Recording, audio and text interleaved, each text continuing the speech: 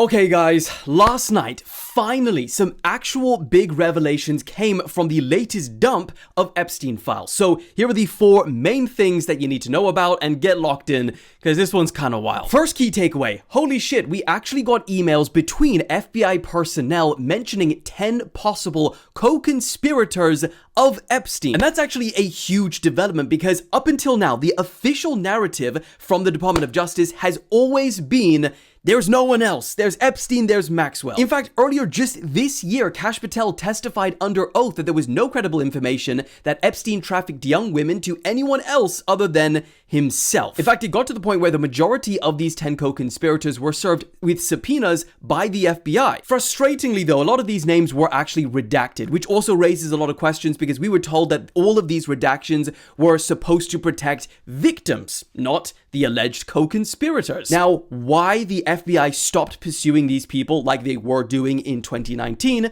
is unknown. Second key takeaway is that Trump is actually mentioned a lot in these files that dropped last night, unlike the first batch. Now, to be clear, there are a number of documents from these files which mention Trump that are either tips or just unproven allegations, but also pieces that are verifiably false, and we'll get into that in a second. But one of the most credible things so far is that in a 2020 email, a federal prosecutor spoke about receiving new flight records showing that Trump had traveled on Epstein's jet many more times than even they were previously aware of. Again, still no smoking gun, but geez, it's starting to get dicey now. Third is that there was a wild email in these files from someone who described themselves only as Invisible Man and just the letter A. And they were asking Ghislaine Maxwell if she had found any new inappropriate friends for them yet. And we know that this person has got to be pretty important because they were at a summer camp at the time of sending this email for the royal family.